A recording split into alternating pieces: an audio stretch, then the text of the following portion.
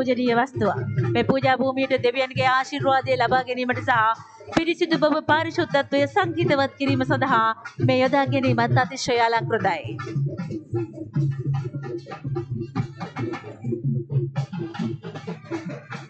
ප්‍රධාන වශයෙන් පිත්තල හෝ මැටි වලින් කළ අලංකාර කලයක් මේ සඳහා යොදා ගන්නවා. පෙන් සහ ද්‍රව්‍ය කලය තුළට පිරිසිදු පෙන් සඳුන් කහ සුදු හඳුන් ඊදන සහ පංචතූර්ය පංචකොළ පූජා ද්‍රව්‍ය මේ සඳහා එකතු කරනු ලබනවා.